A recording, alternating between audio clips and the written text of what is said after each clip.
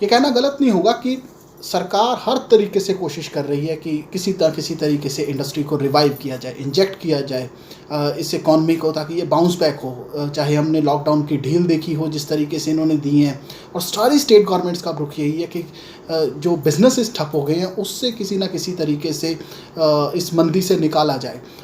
जो कि एक मोमेंटम सा टूट गया है, किसी ना किसी तरीके से मोमेंटम बने। वो उसी की एक स्टेप्स के फॉलो करते हुए आज एमएसएमई की डेफिनेशन के ऊपर कैबिनेट ने क्लियरेंस दी है। मीडियम इंडस्ट्रीज़ के ऊपर इन्होंने जो लिमिट है उसको एनहांस कर दिया है। एमएसएमई है कि एक बार इसको समझ लेते हैं, micro, small and medium industries.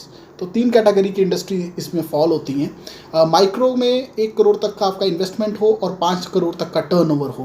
पहले भी यही लिमिट थी, अब भी यही लिमिट है। स्मॉल में आपकी इन्वेस्टमेंट 10 करोड़ तक की हो सकती है और टर्नओवर आपका 50 करोड़ तक होना चाहिए।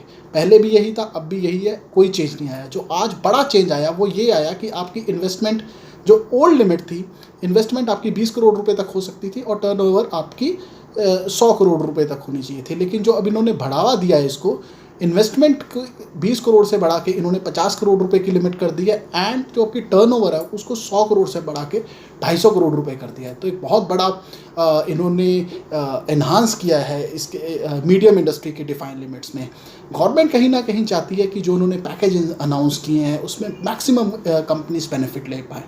ये किसी चाह रहे हैं कि या तो एक लार्ज स्केल इंडस्ट्रीज चलें या फिर उसके बाद एमएसएमई 250-300 करोड़ तक इनका कवर करने का नज़रिया था। गडकरी साहब ने एक प्रेस कॉन्फ्रेंस और इंटरव्यू में कहा भी था कि हम लिमिट रिवाइज़ करने की सोच रहे हैं, और उसी तरीके से आज कैबिनेट ने क्लियरेंस दी है। तो जो चेंज आया है, माइक्रो और स्मॉल के ऊपर कोई चेंज नहीं आया, उसकी लिमिट वैसी की वैसी हैं। मीडियम के ऊपर 20 करोड़ से इन्वेस्टमेंट बढ़ा के इन्होंने 50 करोड़ रुपए कर दी है, और टर्नओवर 100 करोड़ से लिमिट बढ़ा के 250 करोड़ रुपए कर दी है। और यहाँ आप याद रखिए, एंड का अभी भी जो लफ्ज़ है वो ये यूज़ कर रहे हैं। हो सकता है इसके ऊपर भी फर्दर क्लैरिफिकेशन आए और फर्दर कोई अमेंडमेंट आ जाए, इसकी भी उम्मीद है। तो आज जो हॉट न्यूज़ है वो यही है कि इन्होंने जो मीडियम स्केल इंडस्ट्री के लिए दायरा काफ़ी बढ़ा दिया है। पहले 100 करोड़ उसका टर्नओवर का क्राइटेरिया था, उसको बढ़ा के 250 करोड़ रुपए कर दिया है।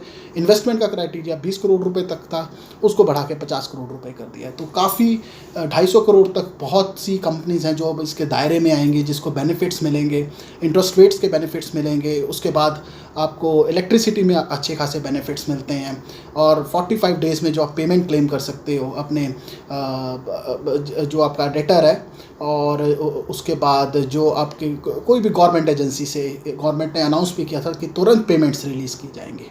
तो एक माहौल बनाने की पूरी कोशिश की जा रही है सरकार से। देखते हैं कितनी कामयाब होती है ये इनकी कोशिश, लेकिन एक अच्छा पॉजिटिव स्टेप है। ज़्यादा से ज़्यादा इंडस्ट्री को ये ऐसा चाह रहे हैं कि या तो लार्ज स्केल इंडस्ट्री में बेनिफिट मिल जाए किसी कंपनी को, या फिर एमएसएमई में बेनिफिट मिल जाए, कोई बीच में कोई पिस ना जाए। तो ये इनकी करने की एक पॉजिटिव इंटेंट है, अच्छा इंटेंट है। तो देखते हैं ये जो इंजेक्ट इन्होंने किया है कितना रंग लाता है।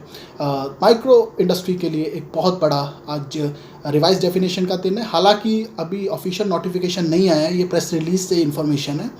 होप सो एक आधे दिन में इसका ऑफिशियल नोटिफिकेशन भी आ जाएगा, और फिर फर्दर इसके ऊपर काम होगा। तो ये एक बड़ी चीज़ है, बड़ी अनाउंसमेंट है माइक्रो इंडस्ट्री के पॉइंट ऑफ व्यू से। प्लीज़ आप चैनल नोटिफाई कीजिए, सब्सक्राइब कीजिए। कल इसके ऊपर हम एलेबोरेट में डिस्कशन करेंगे कि इसके क्या फैक्ट्स होंगे, कितने बेनिफिट्स होंगे, और कहाँ कहाँ इम्पैक्ट आएगा। प्लीज़ आप चैनल नोटिफाई कीजिए, सब्सक्राइब कीजिए। Thank you for watching.